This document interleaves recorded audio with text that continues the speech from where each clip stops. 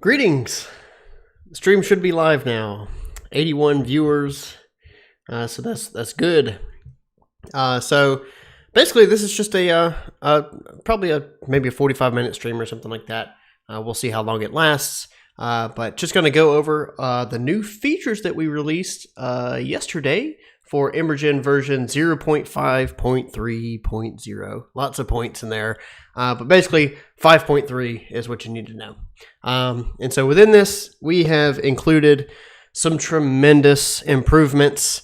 You can see some of the improvements here with the fidelity and quality of the simulations here. And we've also improved the stability of EmberGen tremendously. We had tons of crash reports for VDB exports and image sequences and all kinds of stuff. And we fixed everything. Every crash that we know of has been fixed. And so barring anything crazy or any new stuff that we haven't found, software shouldn't crash, especially on exports. So it's really, really cool. Sorry that it took a while to get the actual updates out and stuff like that and fix the crashes. But we had a couple of different things that we were working on and they just weren't finished. And unfortunately, we couldn't revert what we did. And so you had to wait 2 weeks or something like that for this patch. But anyway, everything is solved. And so with that said, if you were crashing basically the entire time during your trial or something like that, please reach out to us. You can email me at nick@jengafx.com. I'm more than happy to give you a trial extension. And let me actually see if this works here. Hey, there we go. Now you can see me. We're in the JengaFX shirt. All right, so that's cool. So anyway, from there, without further ado, let's go ahead and hop into this thing and do what we need to do. So yeah, I'm looking on YouTube. The video actually works. All right. So you can also see I got a haircut. I was sporting a big mop on my head for a while, but no more. So let me pull up the change list on our website. So if you go to our website, you can see some cool stuff now. And you scroll down to our news, you can find our release notes over here. You can also find it on our Discord server. So just to kind of go through it, this is a massive update that significantly improves the stability of the software. So there's no more crashes on VDB exports when you have upscaling. No more crashes exporting flipbooks and image sequences and stuff as far as we know. And we had some pretty big pressure solver improvements. So the pressure solver is faster, it's more accurate, and it gives you some better performance and stuff like that. And then we also have volume masking and simulation post-processing, which is really huge things that's mostly what I'm going to be covering over this. And then the rest we fix looping and improve turbulence advection and things like that. You can read through the full change list on our website, which I also sent that out in the email that everyone got if you're subscribed to our newsletter. If you're not, subscribe down here. But other than that, let's go ahead and move this back over and get started here.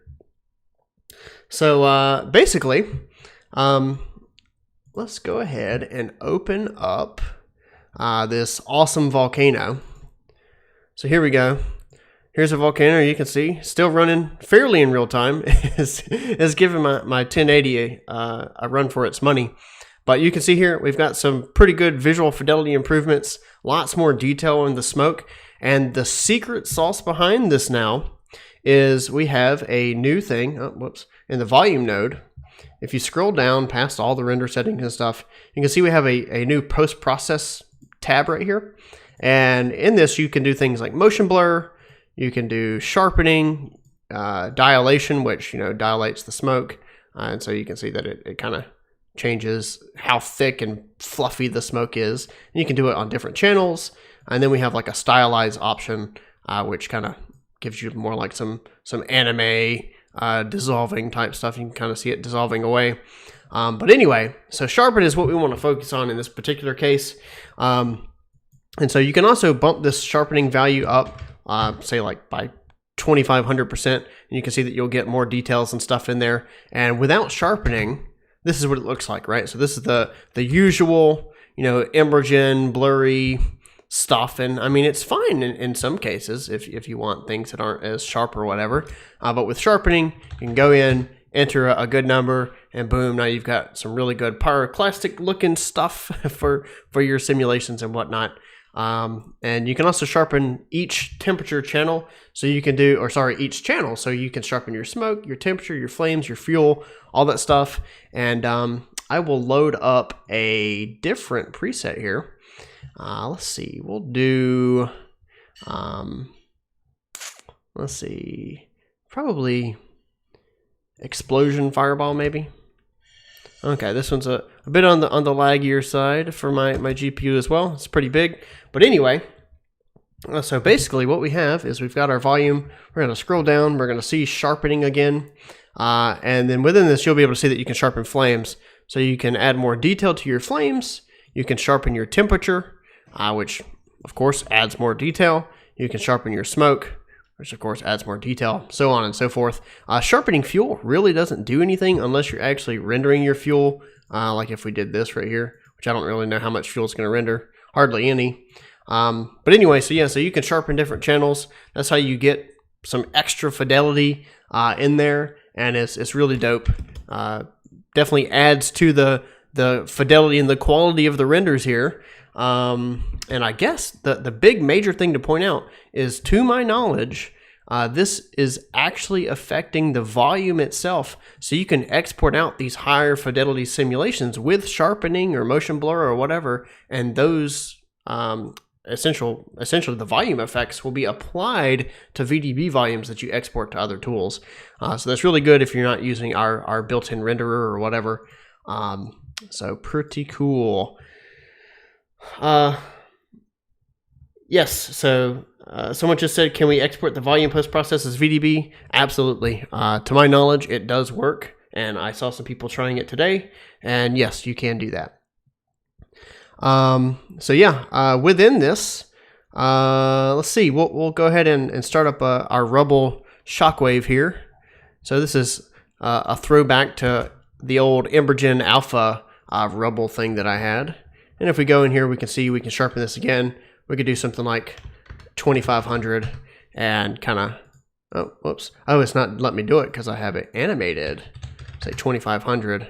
And now we've got some more detail. And so one thing is in some cases you might want to animate your sharpen, what would you call it? Your sharpening strength, because you can see that like after a while, whenever you get like this really thin smoke, you might want this to be softer, right? As the smoke diffuses and things like that. And it might not be the look you want. So over time, like you can see here, I'm sharpening my smoke less and less. And so this last keyframe is 0. And so now this has 0 sharpening on it. And so then what you can do is you can have the first bit of your explosion be really high fidelity and things like that. And then as things settle down and calm down or whatever, you can lessen the strength of the sharpening and make it a nice soft volume like you would see in real life. So that's really cool. And so a lot of these are some of our new presets, especially towards the end down here. We also have things like cigarette smoke. So hopefully this shows up on stream good. But you can see we've got some pretty nifty smoke. And once again, this is using our sharpening. And so you can see that without sharpening, it doesn't have as much detail. Once we sharpen it, we get a lot more cool thin wisps and stuff like that. And one of the secrets to this smoke is if you look in the color gradient, you'll see that we have a specific gradient for this. And so you can see that right there is what helps get a lot of these nice thin wisps of smoke and stuff like that. So definitely volume sharpening is probably the coolest thing we've added in this particular build, besides fixing pretty much every crash that we have. And of course, this right here is running with 3 times upscaling. If we turned upscaling off, you can see it's not going to be as detailed whatsoever, but you can upscale it and get some much better smoke and stuff like that.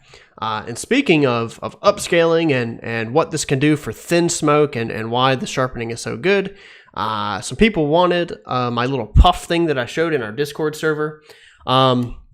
This right here is the same thing, which there are some flickering issues due to the point light. I'm not sure what's going on with that.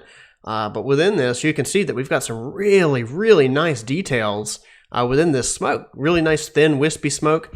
And the way that we're driving on this motion is we have a force noise plugged into the simulation. And so that's what's giving us all these cool curls and such. And then within our volume, of course, we have sharpening, and the more you sharpen it, the more details you're going to see. So you can see without sharpening, it's just kind of blurry. And then if we increase the sharpening, you get some really nice details starting to pop out of that. And then, like we said, you can export these sharpened details to a VDB file if you want to, or of course just render it out. And then of course if you wanted more fidelity, we can increase the upscaling, and we'll see how my GPU will fare here. It looks like it's faring decently well. And so yeah, so we've got some really nice sharp details now, and so no more blurry volumes is the gist of this, right? You use sharpening, you can go over the 500% if you want to. One thing I do want to mention with sharpening is you will get errors if you sharpen too much. So if we go back to our volcano here, ideally this particular volcano would be viewed from a distance or something like that. If we scroll in a lot, and let's really boost this thing up to like 2500 again. So we'll go to sharpen smoke, 2500. Now we can see some more sharpening and stuff.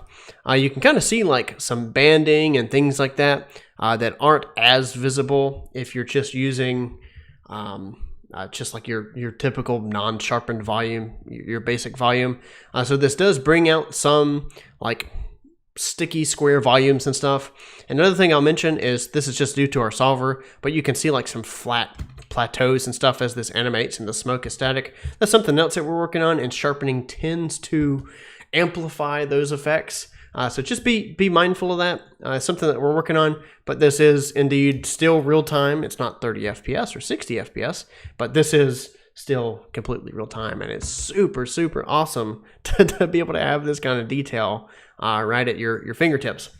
So somebody says, are you guys working on some process to bring baked mesh animation to use as colliders or Alembic or something like that? Felipe, absolutely. We do have plans to do Alembic meshes and baked meshes and things like that. Right now you can import a simple mesh. So if I restart, you can see I've got a mesh here, but it's just static, right? So basically, we do have plans to support that kind of stuff. We just don't have it right now. Right now we're working on, of course, the fidelity of our simulations and the stability of the software. And then once we get past all of that stuff, we will have Alembic stuff, or Alembic imports. I'm saying stuff too much here. So sorry for not being concise. But yeah, so definitely what we're looking to do. It's just probably a couple months or something like that. I hope it's not longer than that, but we'll see. So definitely, yeah, so that's sharpening. And I will I'll show one last example of sharpening, and I'm sure we'll see it more throughout the stream here. But if I go back to our space gate, you'll notice that this space gate preset is quite different from the other one that we had. And so if we watch this and then we pause it and we go to our volume, we can really see what sharpening does. So if we turn off sharpening for the flames and for the temperature, you can see that you don't get nearly as much detail within those flames, and boosting these values is what gets you all of these nice, juicy, flamey details. It's so awesome. And then it's really cool that it like turns to smoke and stuff like that after the little portal is finished or whatever. And so it's really cool. And you can also see our new pressure solver doing its work. You can see some more curls and things like that, other than what you would normally get with our previous versions of the software. It would just kind of be straight and get sucked in without curling as much. So that's really cool. Someone said, is there a way to export this simulations to After Effects? Of course. What you would do is you go to your capture node, you would say render combined, and you want to export an image like so. You probably want to export alpha 2. In your case, flipbooks are not what you want to do. So if we click export now on this, whoops, my camera view is wrong. Actually, I'm probably not exporting the right frames. So we'll click export now, see what this does. And you can see down here, it's about to do its thing. Okay, so imagine that you wanted to export this sequence, and we can play it back. We can see that this is like some top view or whatever. So this right here is our export image. And then what you can do is you can, let's see, sorry, someone on chat threw me off real quick. so after this, you don't want to export as a flipbook like this, most likely. I don't know if After Effects has support for that. But what you can do is you can click export sequence, and of course you name your stuff or whatever. So you say, let's do stream here. We'll say portal or whatever, and then we save that. And then whenever we would export it, it would just export this straight to disk. And then if you want to set your size, so say you needed, 2K by 2K or something. So you do 2048 by 2048, and then we click export now. And then if I go to my stuff, which you can see here that it is exporting. It does take a little while to export each frame because it's 2K by 2K for each frame. And so let me stop the export because I'm not going to let it go on forever because it will take a little bit, maybe a minute or two. But you can see that this right here is your 2K by 2K frame. And then if I go into my stream folder here, if we go right here, you can see here's each of our individual image sequence frames. And so that right there will let you import into After Effects and have this as something that you can composite. And I think that if yeah, so basically that's it if you want to composite it. And so right this second, there's some kind of like bug with our alpha where alpha isn't completely rendering properly or something like that. That's something that we're going to fix here soon. I'm not sure what the exact cause is, but I'm not going to dive into it right this second. But anyway, so that's how you would do your stuff. And so to answer some quick questions in the chat while we're here, since that's what the stream is for, what we've got is yeah. So Jeremiah, he answered the question right for Danny Love X, I think is how you say it. $239.99 for the first year per seat, right? If you're an indie person, if you have a studio that's over $1 million in revenue, you need to buy a studio license. But for most people on the stream, you're probably just an indie. And so yeah, it grants you a perpetual license instantly, right? As soon as you buy the annual, if you're paying monthly, you have to pay for 12 months, then you get the perpetual. And if you want to keep your perpetual up to date, you have to stay subscribed, right? If you cancel, you can't update that perpetual anymore, because for the people who keep paying and get their benefits for, say, the annual licenses, it gets cheaper. I think next year it's like $180, and then the year after that it's like $144. And so it gets cheaper by staying on annually, and that's essentially your maintenance, right? And so it's not fair to the people who pay for their maintenance in terms of the subscription. And if the people cancel, if they could just buy like a month to update, that wouldn't really be fair. So anyway, so that's how our licensing works. At least we have perpetual options. And so it's really, really awesome. And of course, as you can see, we are working our butts off to keep this software up to date. It's not going to die or anything. We have plans for years and years ahead. And so let's go ahead and open up another cool preset while we're answering some questions so that you guys can see some cool stuff. This right here is probably my favorite preset, just in general, which is a little bit laggy because I'm doing some pretty high upscaling and stuff. But this thing is so awesome. And so somebody said, will there be magic effects? I mean, yeah, this right here is kind of a magic effect. Are you planning on making a live link like Quixel? Yes, we do have plans for doing live links, probably with Blender and Unreal, Unity, things like that. We do want to do some kind of live link plugin. I don't know what the exact live link stuff will be. I wouldn't expect any live link with things like Houdini or Cinema 4D, since we're partnering with OTOY to get a plugin developed for all that stuff.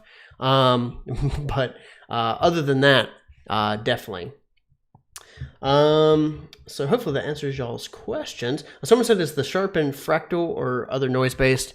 I don't know how it works in particular. You'd have to ask our R&D researcher guy, Gil. He would know the exact stuff. Best planet ever, Earth is the best planet ever, if that's what you're talking about, says liquid water or ink VFX. This right here is kind of inky, but if you're looking for like liquids, we're going to have a tool in the future, probably a year from now, maybe 2 years, who knows, called EmberGen. Yeah, so sounds like any time frame update on EmberGen. Late next year, right? Late 2021, because we need to do a lot for EmberGen here. So yeah, then someone said no C4D plugin. Yes, C4D plugin, but through OTOY, the makers of Octane. We have a separate, we license our source code to them, and so they're building out a one-to-one clone of EmberGen. Should be up to date with our standalone builds, and they're building that so that it can work in, Houdini or C4D or 3ds Max or whatever Octane works in. EmberGen will work in as well as a separate plugin, and you would have to buy that from them. And so that's something that we're working on with a close partnership with them. So definitely coming up. So yeah, so for anybody who's doing like 3ds Max and all that stuff, the Octane plugin for EmberGen effects is definitely the way that you want to go whenever that's out. For now, you'll just have to deal with exporting VDBs from our standalone. we're not working with Redshift. OTOY came to us first, and so we have an exclusive partnership with them. But to my knowledge, if you do use an external renderer, if you pay OTOY for their Octane subscription and then EmberGen FX, which is the add-on, I think that since it would be integrated into 3ds Max or whatever, you could use Redshift as the renderer. So it is still possible. You'll just pay a little bit more to get that, but it should be a thing. So yeah. Other than that, let's hop into a little burnout here to show you kind of what dilation can do and why dilation is really cool as a post-process effect for our new simulations and such here. So within this, you can see previously our burnout was pretty bad. Like as we updated it, it just looked kind of terrible. But now we have some really cool, fluffy, nice smoke. And so what we'll do is we'll pause this right here, and I'm going to show you how dilation aids in creating some really good smoke like this and something that's more realistic like what you might actually see for a burnout. So if we go into the volume once again, we can see that we have our post processes. And then in this, we have dilate. You can also imagine this as fluffiness, right? And so, what up, Logan? Nice to see you on here. So definitely some cool stuff. So we've got dilate, and you can see that you can do negative dilation, which kind of acts as like a reverse sharpening. So if you want some different type of effect, if you want like reverse dilation, you can do that. We also have like a dilation softness that allows you to control the softness of the dilation. And so if we go here, we can improve this. And so you can see that this right here is just negative dilation. So things kind of puffed up. And then as we soften it, you get these really cool, like wispy looking smoke pieces as you're doing your dilation and things like that. And then as you dilate your smoke, you can see that this right here is the default. So if we turn it off, this right here is your default smoke without dilation. We turn our dilation on, we max this joker out. Now we've got some really nice fluffy smoke, and it's going to really bring out all of those cool bits of smoke that you might be missing otherwise. And for some anime lovers, at the end of it, if you're making effects for like anime, you can kind of see here that you kind of get like some cool cartoony effect due to the way that the dilation is working. And of course, if you don't want that, you can reduce your dilation softness, and that'll reduce some of that. But it's definitely really cool to have this kind of stuff.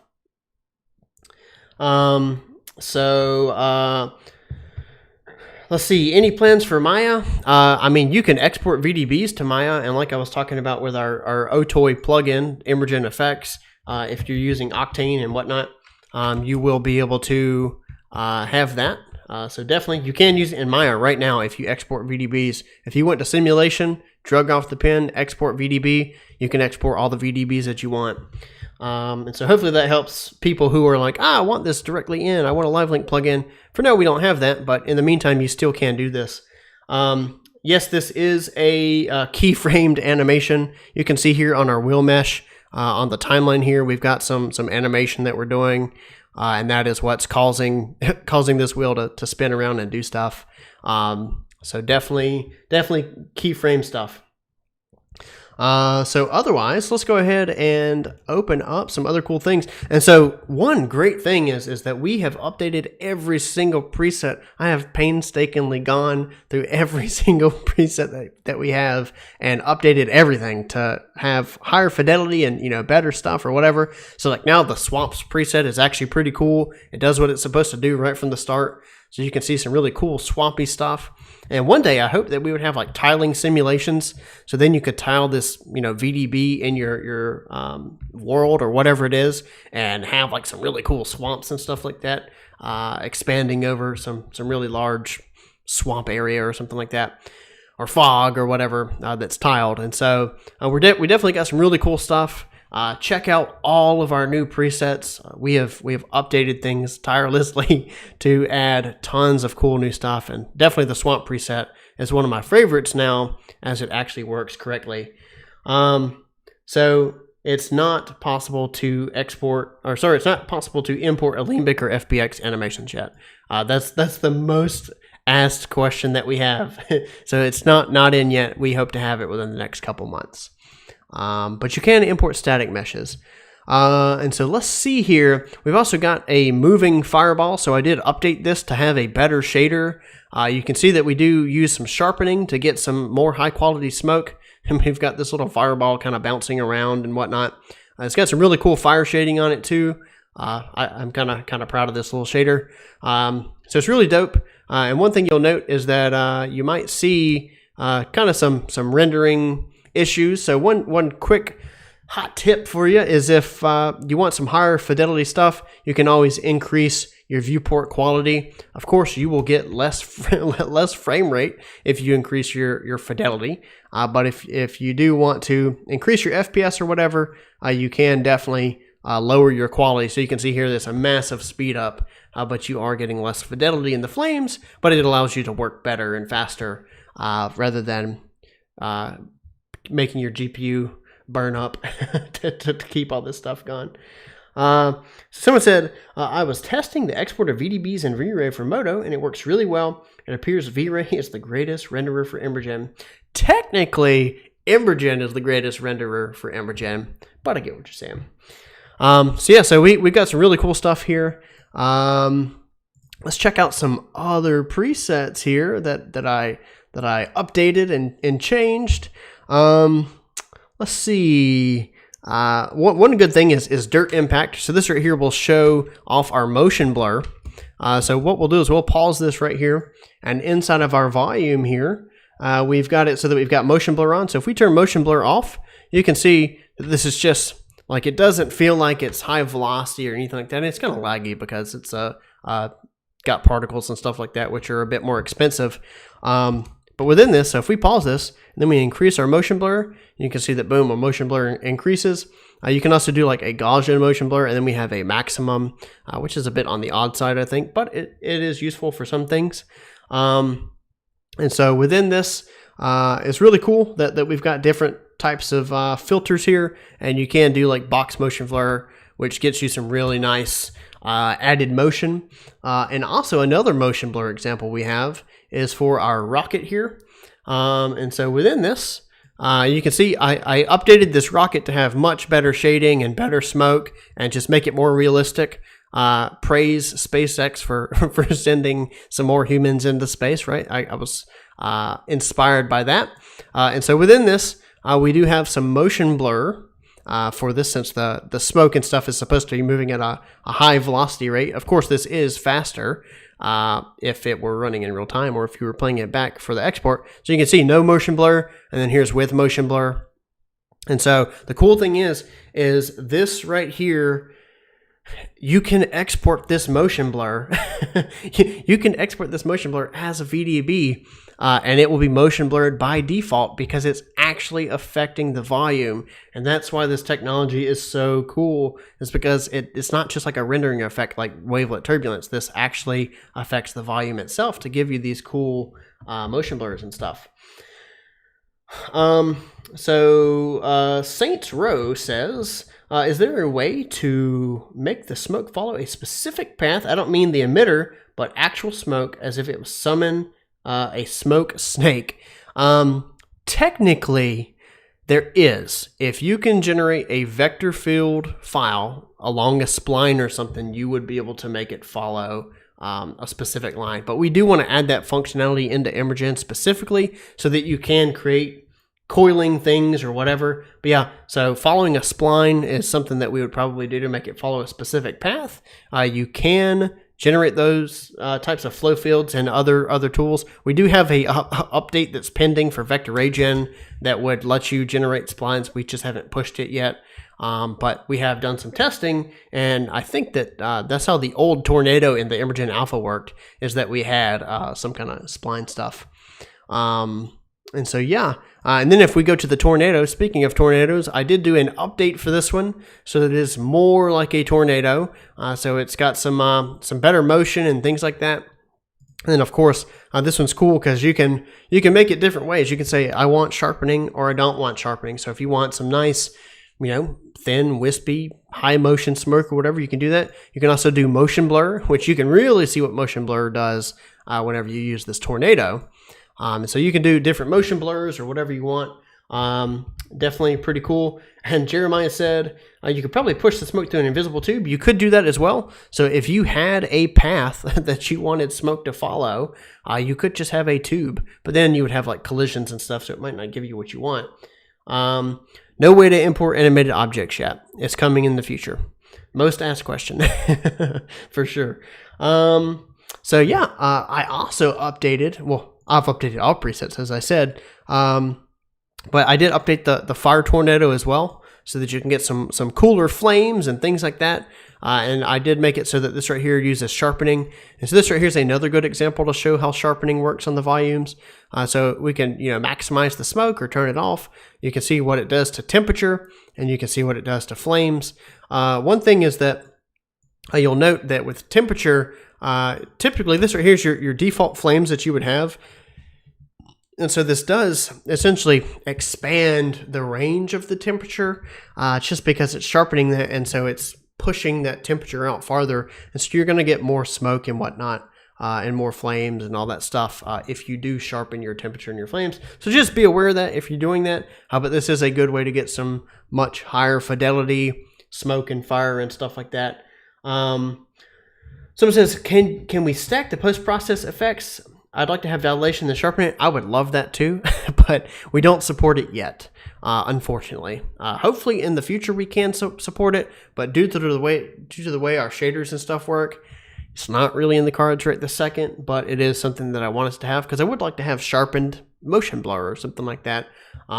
But it's not possible right this time. You can animate your post-process settings so that you could switch between, multiple things. So here you can see that if we right-click this, you can choose, what one you're picking at what point in the timeline or whatever. But once again, that's some funky stuff. So yeah, so up to you to play with, but it may not give you what you want. So yeah. So someone said, so why is the shadow persisting in the shadow area? I have no clue what you mean. Are you talking about like the long shadow on the ground here? If so, that's controlled by our light. So you can see that you can control your light or whatever. Yeah, so you'll have to let me know what you mean. There's also like a shadow in the background, but that's because we don't have like an atmosphere or whatever. If we wanted to have an atmosphere, you can add an atmosphere and then increase your ground lit radius, and that gives you a sky or whatever. So not sure, not sure what you're asking. So if you can clarify, let me know. Let's see. Felipe says, and let me open up another cool preset for you to see while we answer some more questions. Let's see. What do I want to do? What do I want to update? Let's see. I don't know. I'm not sure what I want to do. Maybe we'll open up one of our other shock waves and see what this one is. Okay, yeah, so here's another shock wave. You can see that this right here is doing its thing. So anyway, Felipe said, yeah, I'm making a race sequence, and I think having to keyframe stuff inside EmberGen to have cars interacting with the clouds and match the movement on my scene afterwards. Yep, you might have to do that, unfortunately. I'd love to be able to import cameras, even if it's static, so I can consider EmberGen to render a volume pass and match with my 3D software's camera. We do have plans for camera imports too. So Alembic imports are planned, camera imports are planned, animated FBX are planned. We also want to have like back plates so that you can match to your scene or whatever if you have a still shot. So all that stuff would be that. Yeah, so 3DW database said you would expect the light from the fire to overpower the shadow.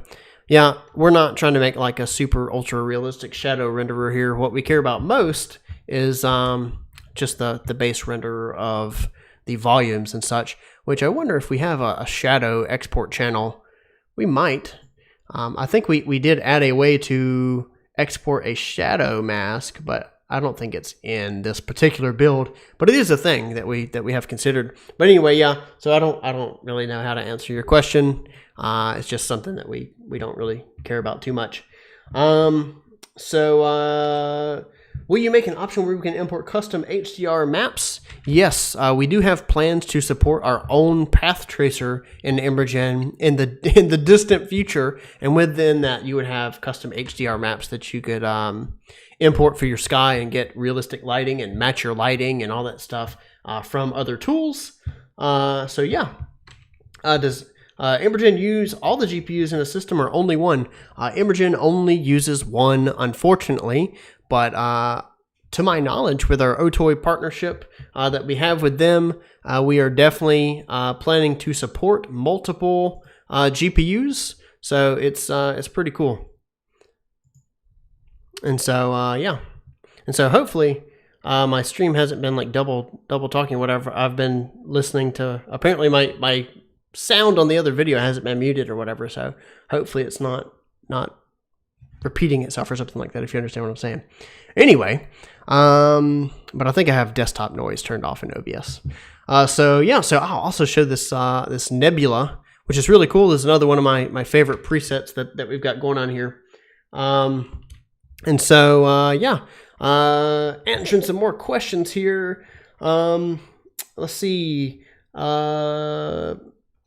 Overall, great stuff. Can't figure out how easy or hard it will be to integrate into a pipeline. Should be really easy. EmberGen is the easiest fluid sim, fastest fluid sim tool on the market. It's the best thing ever. That's my totally unbiased opinion.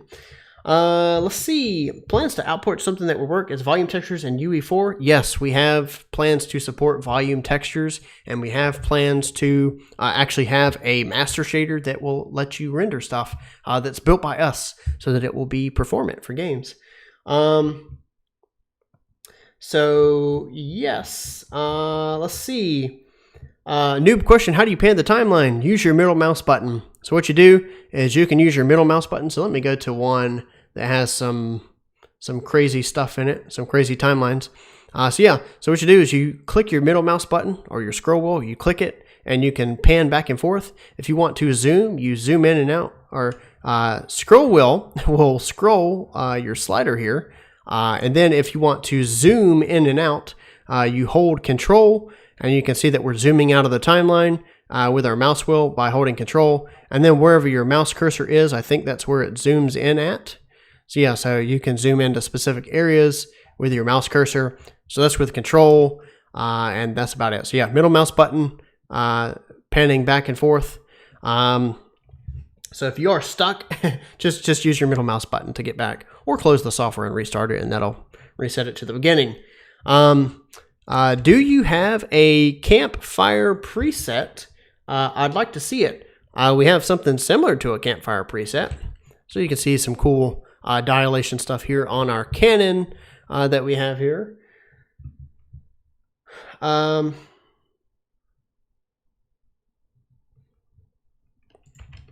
So yeah, let's see. What we've got is we've got a Taurus. Let's see here. There's something called Fire Taurus that's kind of like a Campfire. You could change it. So you can see here that we've got some raging fire, and you can always sharpen this volume or whatever. So let's say we can sharpen it and add some more details or whatever if you want to, which in truth, this is more similar to, say, like a gasoline fire.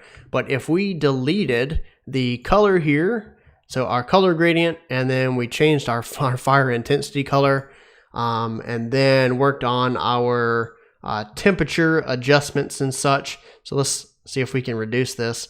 I think that our temperatures are quite crazy now. So you could probably get better results with something like this. You might want to change like your sim modes or whatever, and play around with the coloring, but you can get things that are more like Campfires. And of course you want to change like your emitter shape. You can make like some log meshes or something, and bring those in and get it done. So like you could do like a cylinder and make it like a really low height or something like that. And then let's remove our rotation. And so now we have something like this, and it would behave more like a Campfire. And of course, if we plug in our stuff here, it's gonna look better. Let's see, there we go. And so yeah, so you can get some Campfire looking stuff.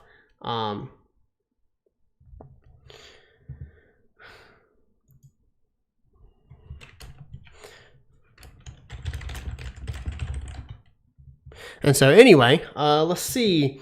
60 P-Test says, I'm 3 months in on a studio license, but I don't know if I can justify staying on during months when I don't need EmberGen to get a perpetual if I run into stability issues after.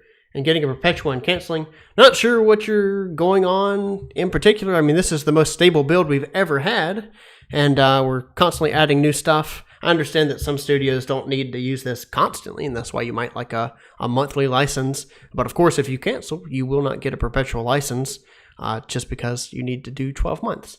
But yeah, getting a perpetual would probably be a good idea.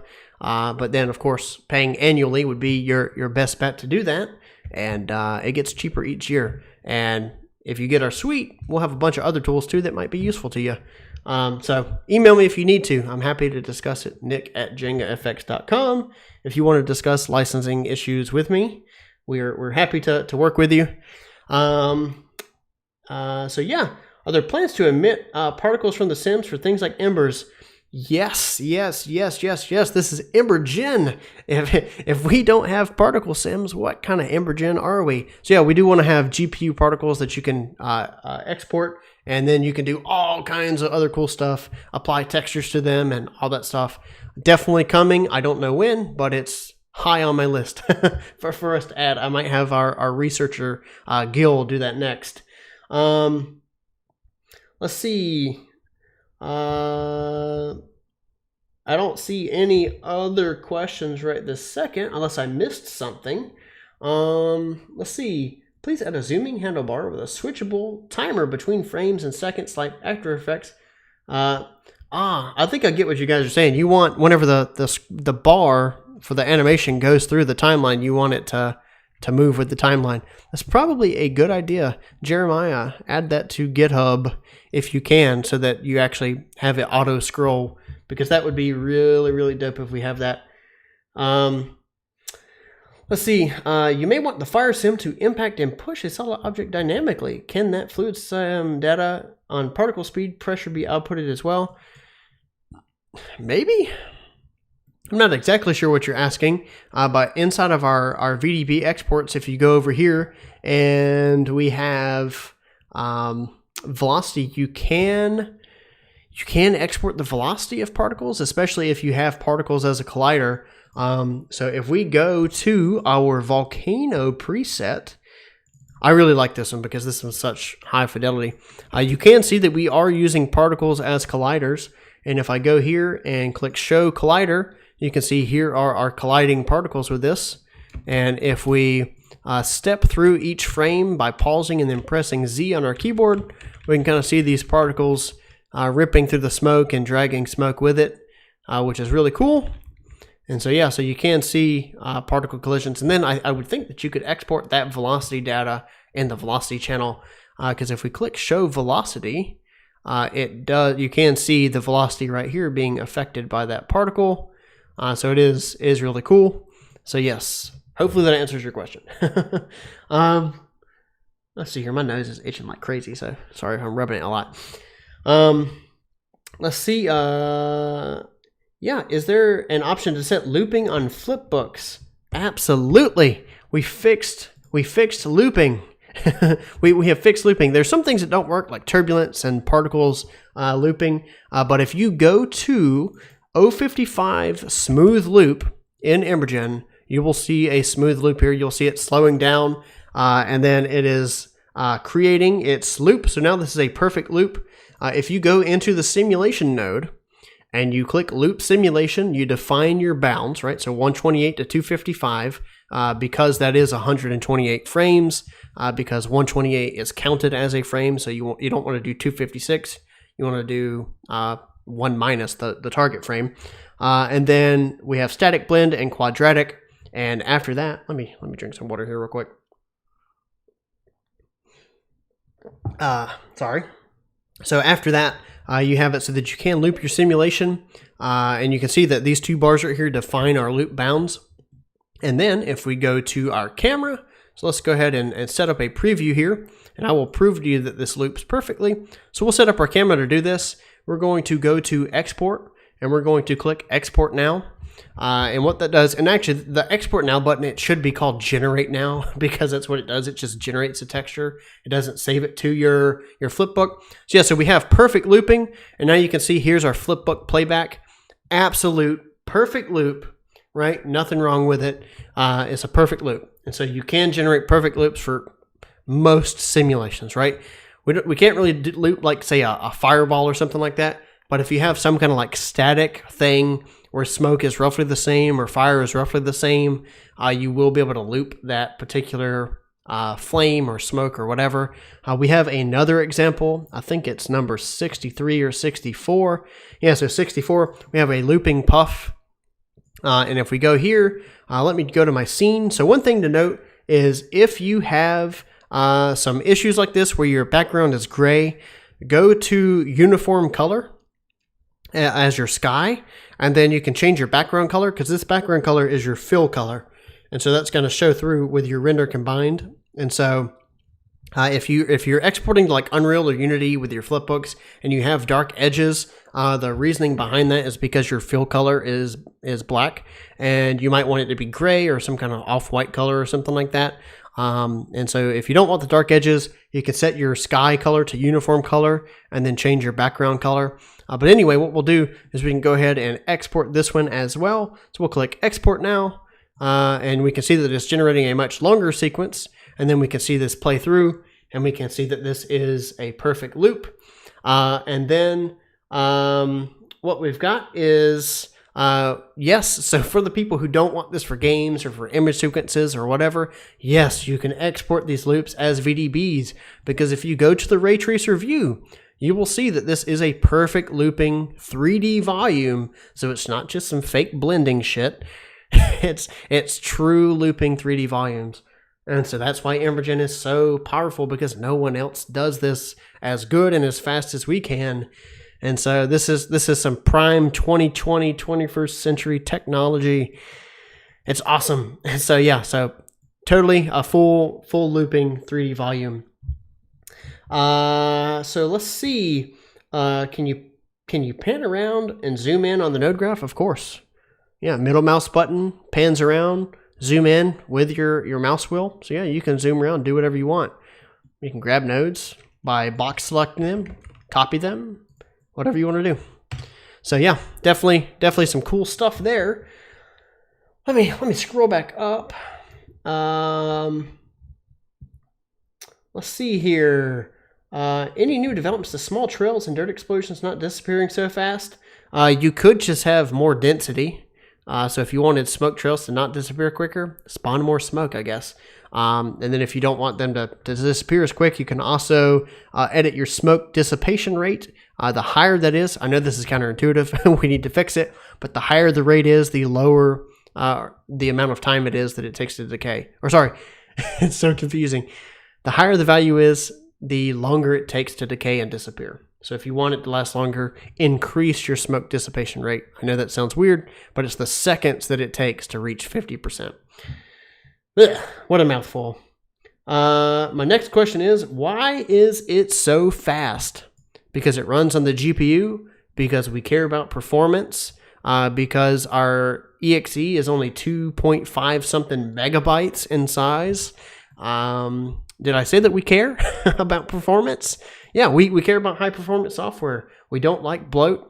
We hate how all the other tools out there are just super bloated and full of trash and garbage and 30 years of code or whatever. And so we said, hey, we'll write a software from scratch, our own UI, our own everything. We build our renderer, we build our sim. Everything runs on the GPU. It runs with compute shaders and all that stuff. So definitely some really cool stuff. And so what we'll do is we'll open up another preset here while we answer more questions. So let's see, we'll do maybe this flamethrower or something like that. So yeah, so we got like a little flamethrower going on.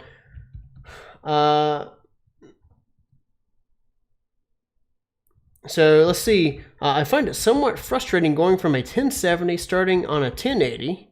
A 2080 Ti is pretty amazing with EmberGen, though it's still easy to hit 100% GPU usage. Of course, it's easy to hit 100% GPU usage because we built it that way. We want to squeeze every single ounce of performance we can out of your GPU, and we will do it. So the true benchmark for performance for graphics cards, if you want to know if a graphics card is good, try and run EmberGen with it. And if it's chugging, it's chugging, right? And so we have 100% GPU usage on our stuff because we built it that way, and we really do. Like whenever you have other, I'm not going to name other fluid sim softwares, but other fluid sim softwares are like, oh, look at my OpenCL integration. What is your GPU at, like 3%, right? This is 100% GPU utilization, and so that's why the software is so fast. So anyway, enough ranting here. NVIDIA GPUs only? No, we don't use anything proprietary like CUDA or anything. You can use AMD cards with EmberGen. There are some issues with AMD cards like meshes and stuff like that not rendering. We need to fix it. But yes, you can use AMD cards with EmberGen too. Damn, my nose is itching. I don't know what's up with it. It's like whenever I talk, my nose vibrates and then it itches. It's because I'm so loud. Anyway, let's see. So we got this really cool flame preset here. And then, yeah, so there's one other thing. So if everybody's still watching, yeah, we got 93 viewers right now. We went through sharpening and all that stuff. Let me open another preset. I'm going to open up the swamp again because I really like that one. It's just so cool. We'll have actually, I'll open up a dry ice preset in the background for a bit while I talk some more. If we pay for the perpetual license in full, can we resub later for a more recent version and update the perpetual license? No. You have to stay subscribed to keep your perpetual license updated. However, we do reward people who stay subscribed on an annual license. The license gets like 20% cheaper and then 20% more cheaper than that. So it's like a total like 40% cheaper by year 3. And so by like year 3, you're paying $144 a year, which is a steal. And that helps us keep development going. And it's just not fair to people who do pay for those subscriptions and keep it updated to give someone an updated perpetual if they just buy later. So if you did buy later, like say another annual license, you would restart from the original price and you would get a new perpetual license essentially. So you would have 2 licenses, one with an older version of the software. Anyway, let's see. Somebody said, hi mate, hello. Is the best way to use EmberGen in regular path tracing animation, say 3ds Max, to use render output from EmberGen and insert it in post? Whatever you want to do. If you want higher quality things, say like scattering of fire and light and stuff like that, you probably want to use path tracing. If you don't need, full-on volumetrics or whatever, and you can deal with 2D cards and stuff like that, compositing, you can just export straight from EmberGen. Let's see. Yeah, so when is OTOY releasing the EmberGen through their plugin? We're going to add it to the OTOY store, and you'll be able to buy our standalone through OTOY probably sometime within the next month or so, hopefully. Maybe sooner, who knows? But then the actual plugin itself, the integrated plugin, that's not going to come in until later this year, probably. I'm not going to say a timeline because that's bad. That's bad juju to give a timeline.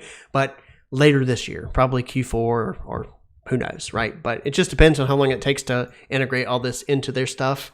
But it's definitely going to take some months, as Jules says, the CEO of OTOY. So some months into this year, something like that. What's the minimum recommended NVIDIA GPU? You said computer index, but I guess you mean GPU. A GTX 1060. I'm running this on a GTX 1080. A 1060 is going to give you worse performance than what I already have. But the better your graphics card, the better your results will be. And so we can do a fireball collision here with a Taurus while we answer more questions. And then I'm going to go through these questions, and then I'm going to I'm going to show off some of our other new stuff like volume masking and show this other really, really powerful feature. So I went over sharpening and dilation and our volume post-processing stuff that actually affects the 3D volume that you can export those types of things. But yeah, so going through the questions again, this must require some very, very clever maths. Yes, Vasvik is one of our programmers. He does some clever maths, as he said. It's not that complicated, really. It is complicated to me, at least. Let's see. Whoops, it disappeared. Let's see. I just chimed in. Wonder what you guys may use to reuse it in Unreal Engine. Probably the same quality, but not Niagara. I mean, you can apply stuff. You can generate flipbooks and export those to games. All of these preview channels here, these are built for games. And so you can see here we got motion vectors and temperature and a smoke mask and flames and albedo and emissive and all kinds of crazy stuff. So you can export all of these different textures to games. So hopefully that answers your question. How the hell did you get that haircut? It looks like Shaggy the dog. Oh my gosh. My wife cut my hair. She actually cut my scalp. She was cutting it with scissors because we didn't have a razor or anything. And I was bleeding profusely. Not profusely, but I was bleeding. I paid for my haircut in blood for my wife. So yeah, that's how I got my haircut. If you're asking about my haircut, I don't know if you're talking to somebody else in the chat. So let's see. Especially a possibility to edit with the custom or current FPS. Damn, I can't read. Type a number to jump right into the timeline. Yeah, so that requires caching. Caching is really difficult for us. We hope to have it in the future, but no timeline on when you could just type a number and go to that. Let's see. Damn, this is cool. You bear watching because you were doing something revolutionary. Of course we're doing something revolutionary. It's so great. It's great to be the first people to do real-time VFX, or rather real-time fluid simulations and things like that. So what we'll do is I will open up, let's see, our boiling poison. And then after this, I'm not going to answer any more questions for a little bit. Let's see. Let's see. Sold, downloading now. Played with the old version. Yeah, go download the beta if you haven't already. It is incredible. We have so many presets you can try. Let's see. Let's see. We want to go away from pure 2D flipbooks and games production. We all do. However, there are some really cool tech things that we're going to show off soon with like depth and things like that to really bring out the power of 2D flipbooks. And then we do want to have, what do you call it? Volume textures for stuff in games. So definitely something that we're planning on doing. Landing dust. I see that there's a rocket start, but I'm wondering how to do it reversely with the side moving if no animated stuff like a copter's coming in. So really easy. If you go to our Rebel Shockwave, you could do something similar. So we can see my emitter activity here. If I just keep this running, you can see that it's kind of like a helicopter shockwave pushing stuff outwards. And the way that you do that is with a line force, and you have a high repel strength. And of course, I'm hitting the bounds and stuff. But yeah, so definitely some cool stuff that you can do. But one thing that I'm going to show off now is the next the next big feature that we added. So we talked about the volume processing. Now you'll see this new thing called mask shapes. Mask shapes are pretty incredible because they allow you to mask the volume with customized shapes. Hopefully we'll be able to import VDBs or capture frames and have that be your mask and that kind of stuff. So you can see now we are masking this volume. I do not know, I should know this, but I do not know if these masks will affect your VDB export. I don't know. It may only be a render-only setting in EmberGen, and you might have to mask it in your own renderer with your own stuff. But for EmberGen users, if you're using our renderer and you're doing flipbooks or whatever, and you don't want things to hit the bounds, you can build custom meshes and things like that so that you can mask your simulation. So you can see here, that we are masking the sim. And then within our volume, if you scroll down, we have a mask shapes width. So you can expand the width of the shape, things like that. You can also change the ramp so it's softer. And then you can get some, no hard bound edges at all. Of course, you might not want a perfect circle. So one thing that you can do is we will pause this simulation. We're going to click Show Mask Shape. And so now you can see that this is the mask shape, right? It's just this little sphere thing that's kind of cut off or whatever. And so basically what we've got is we've got this little sphere. And what we can do is we could change this to, say, a rounded box or whatever. And that shows you that you can change the way that the mask looks by previewing this Show Mask Shapes. Another cool thing, just a side tangent, is if we went here and let's say that we did our sphere, and then we wanted to blend a new shape. So we'll say blend, and then we'll drag off and add some noise to this shape. And then we want to remove that other mask shape. And so now we have this. And so now we've got like some kind of funky thing going on here. It's not really working. So what we do is we change the blend mode from union to maybe smooth intersection. And let me go ahead and remove the shape's ramp and remove the width. And so now we can kind of see the noise appearing. And so what we'll do is we'll increase the noise scale. And so now what we're getting into is we're getting into procedural volumes that don't need simulations.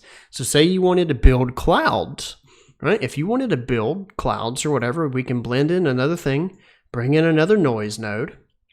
And then we'll increase our seed. We'll change our octaves to add more detail. We'll increase our scale. And then what we'll do is we're going to remove that by alt-clicking the line and then plug that in. And then we are going to maybe do add as our mode here. And then we'll see our amplitude. And so now you can see that we're affecting both the inside and the outside of this sphere. And we're changing the way that it all works. And so we can kind of change our bias a little bit. And then we can go over here to noise. We can change our amplitude.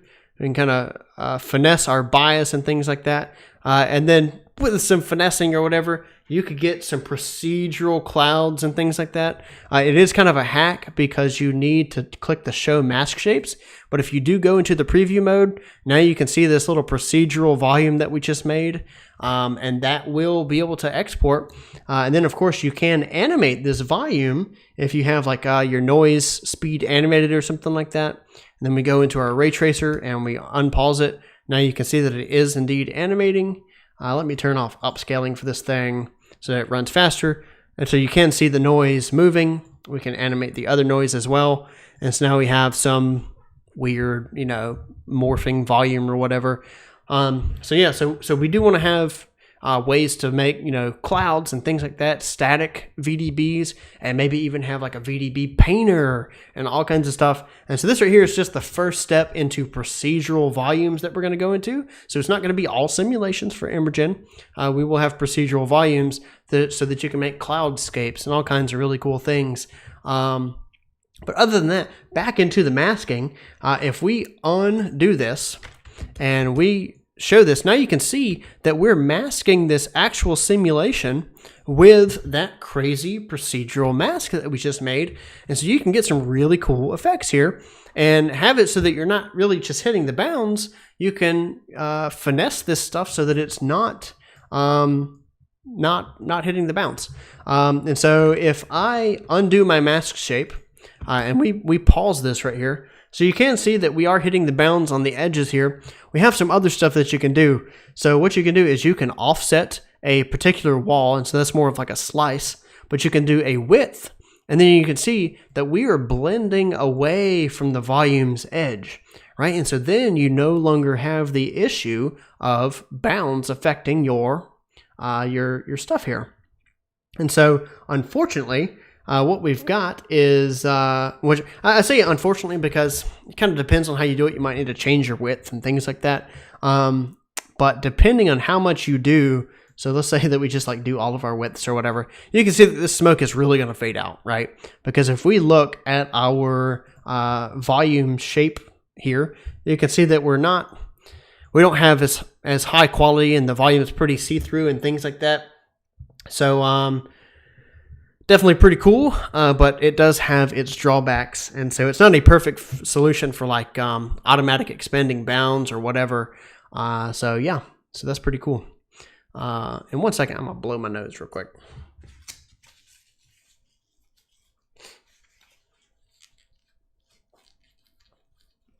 All right, I'm back. I'll undo my camera block.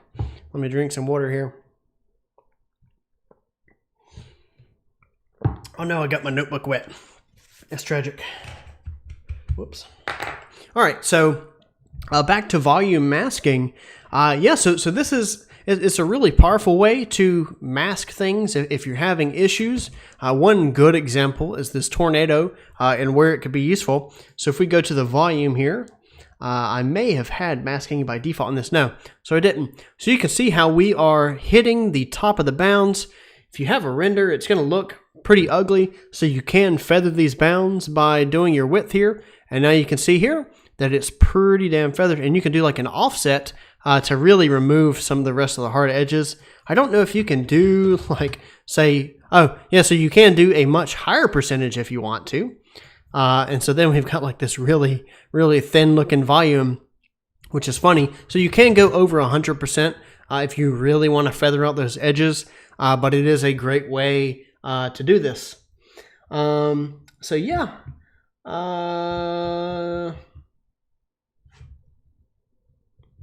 So other than that, does anybody have any questions? I showed off the two major features we added, which is masking shapes. So once again, I can show another masking shape here. So here's like a small sphere, and here we go. You can see how it's masking out this volume, and you can have like a specific shape.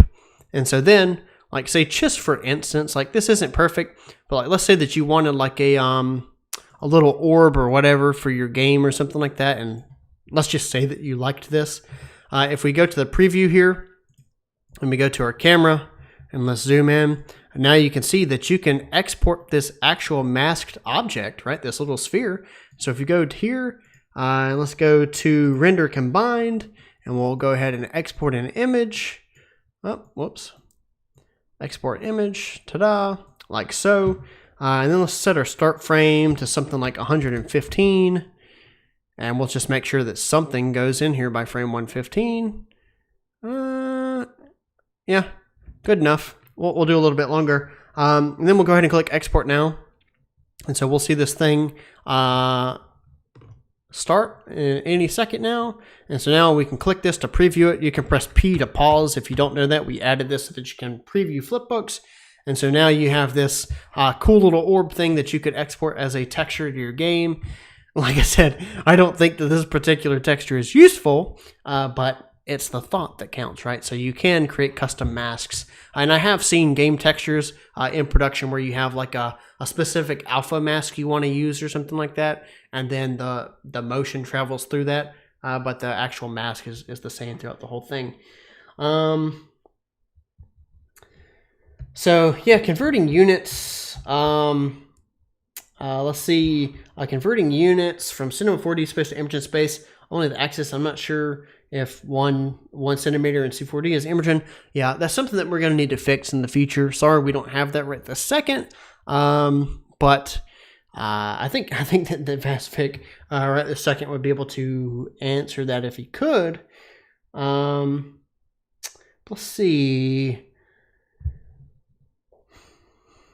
60p Test said, yeah, great job on optimizing EmberGen so efficiently. I mainly work in video and MoGraph with the exception of Resolve.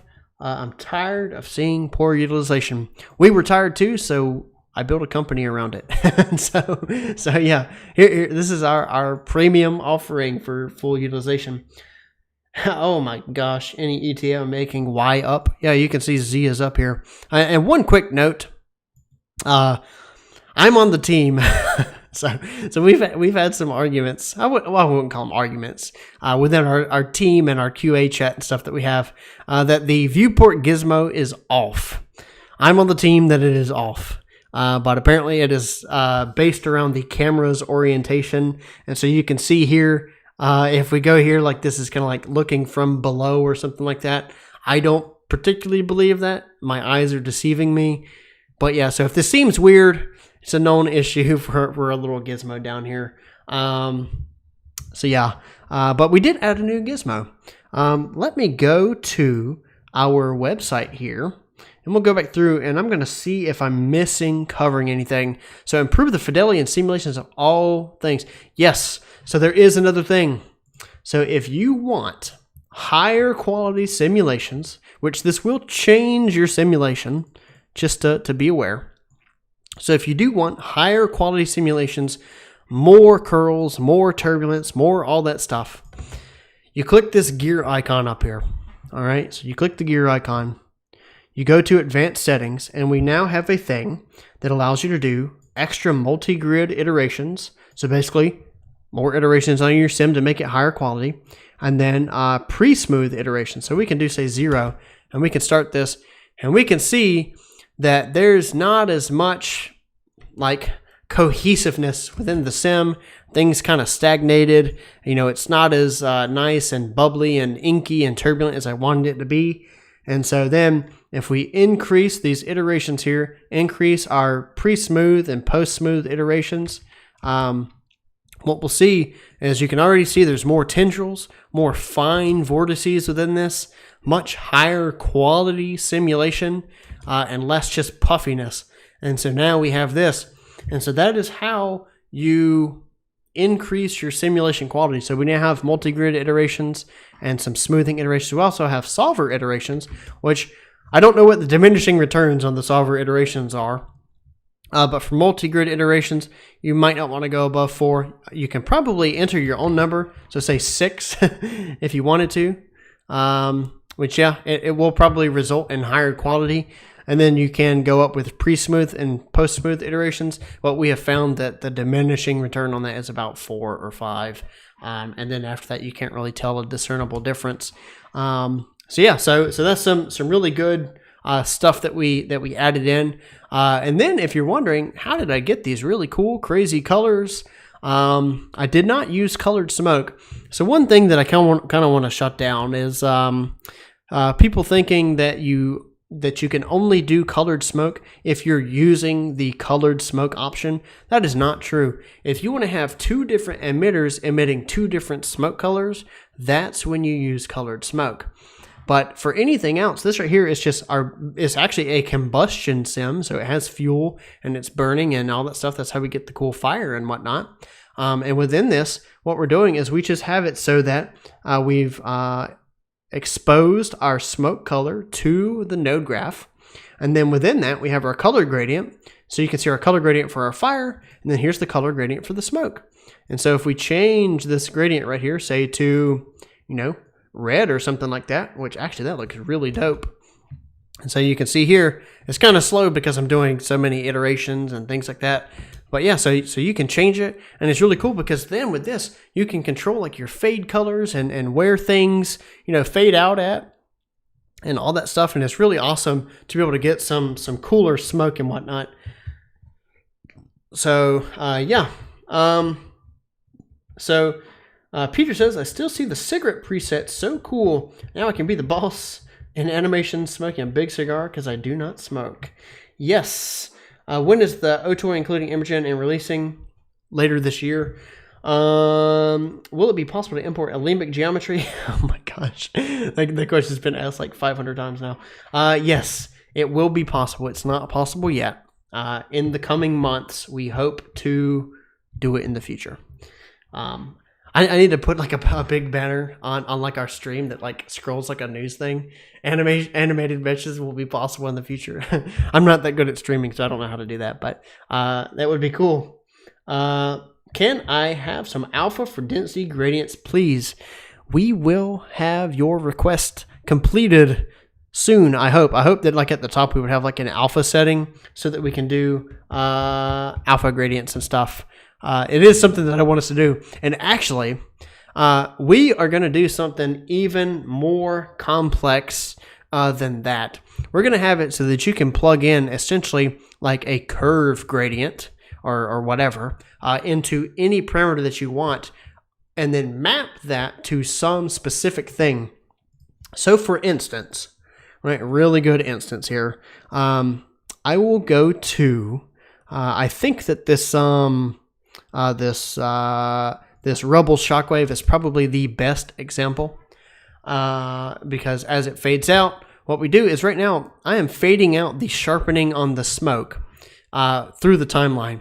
But what we would actually like to do is, what if you could map the sharpening value of the smoke to the smoke based on its density? So the lower the density, the less sharpening is applied. The higher density, the more sharpening is applied. Or the other way around, or however you want to define that curve. And so that's something that's going to come up. And that's going to make our node graph so powerful, because you'll be able to map anything to anything. You could say, I want to map, I want to map my fuel burn rate based on the density of my smoke. I want to map my fuel burn rate based on the velocity that I currently have, or something like that, which we kind of already do some of that stuff, just how the simulation works. But if you want to do it more so, you want to map custom values or whatever to all this, you'll be able to do that. And so that's whenever our node graph is going to become super powerful. And that's why we built a node graph, and so that you can, and that's also why you're able to expose any parameter you want. So if we go to say vorticity intensity, which it doesn't show up right now, but you can see that it has this node graph icon now, you'll be able to expand any parameter that you want, and essentially have this doing what it is you want to do. So really cool stuff. Let's see. Can a license be used on two computers on a separate time? If you're a studio and you have a floating license, then yes, but we don't offer floating license for indies. One thing that we're probably going to do for indie licenses is we're probably going to have it so that you can install it on two different computers, but you won't be able to use it at the same time.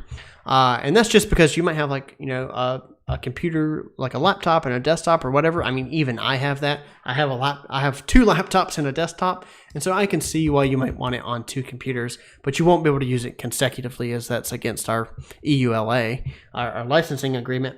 So if you do want to get a second install or whatever, just email me if you have an indie license. If you're a studio, get a floating license, or buy a separate node lock license. But for indies, we're probably going to make it so that you can install on two computers just by default.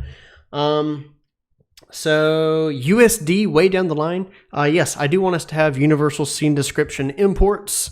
Definitely something that's coming. So let me open up something else here. We'll do our aircraft flares. I really like the way that our particles work in here. So this is a particle emitter. It's pretty cool. And so what we'll do is let's go back to our thing. So pressure solver improvements, we did that. I talked about our volume masking and post-processing stuff that we do. I talked about the navigation gizmo. Fixed crashes and freezes. So yes. Big iterations on this again. Huge iterations. If you tried the trial and you were just crashing and crashing and crashing on VDP exports or whatever, we'd like to make it up to you and give you a trial extension. Email me at nick@jengaeffects.com, nick@jengaeffects.com. Ask me for a trial extension. I'm happy to give you one so that you can try the software without it crashing. We have fixed every single crash that we can think of, right? Any crash that we knew of that was reported to us, we fixed it. And so this is the most stable version of EmberGen that there is. And so it's so great. And so definitely fixed it whenever, you're upscaling and things like that. Also, another huge thing. We don't have documentation that's super fleshed out yet, but tooltips. So if you don't know what something does, say our voxel count right here, you can hover over any item, any text item in the software now, and you can see it says voxel count. This determines both the voxel resolution of your simulation and how large the bounding box will be. The space occupied by a voxel is defined by the voxel size parameter, right?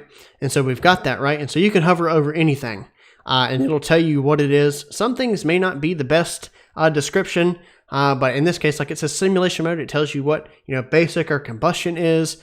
It tells you about colored smoke, whether or not you want to freeze your simulation. So we have tooltips on every single parameter now. It'll tell you what everything is if you're lost, if you don't know what something does. And of course, with the software being real time, you can just change a parameter to find out what it does. If you're like, what does long range shadows do? Oh, it changes the shading on my smoke up here. What does short range shadows do? Well, it looks like it affects it a little bit, with deeper colors or something. So yeah, so everything's real time. You can do stuff like that. But definitely, we have tooltips for everything now.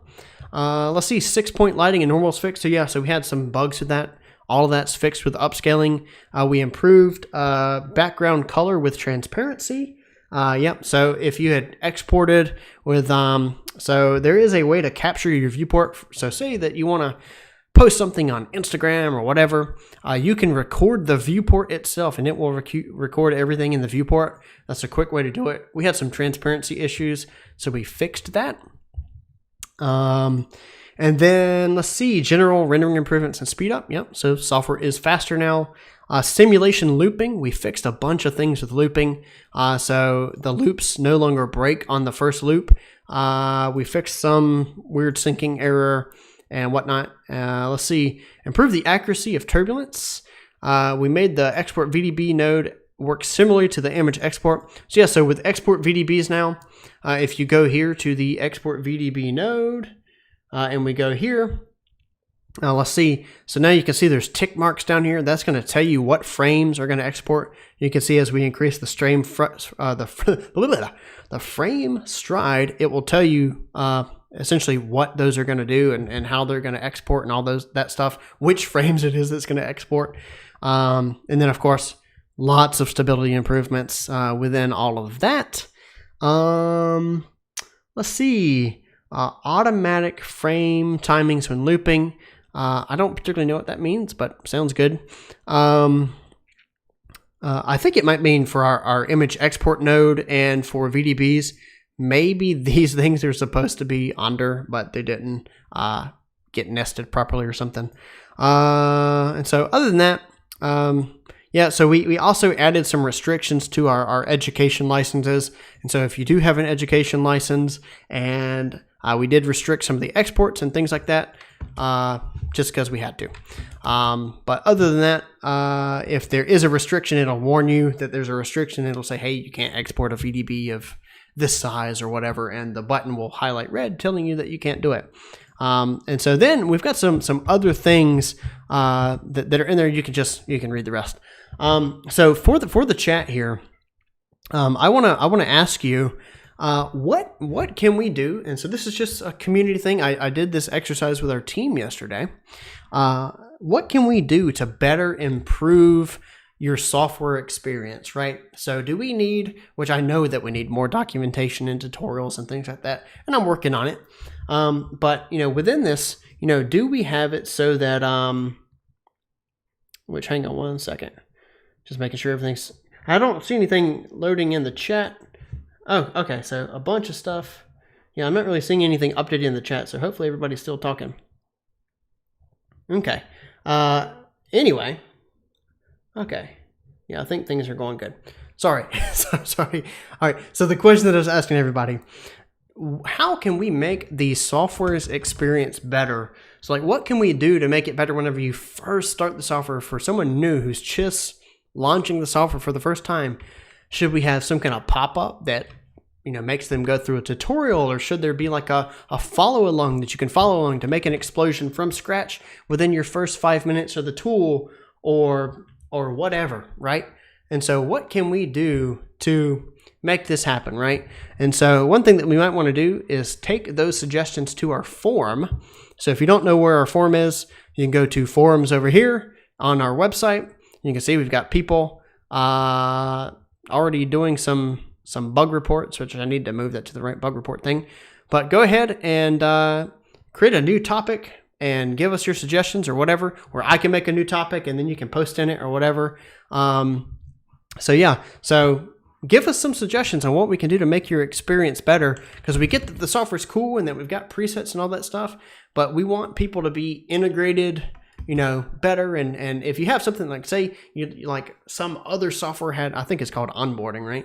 If they had a better onboarding tutorial or something like that, or a better onboarding experience, or they followed up with just the right email or something like that, let us know what you want from us so that we can ensure that you're getting the most use of the software and ensure that your experience is the best and all that. And maybe you want purple unicorns to greet you every single time you make something cool as a gift or something. I don't know, right? But we just want your feedback on it. I figure like we're brainstorming it on our team's end.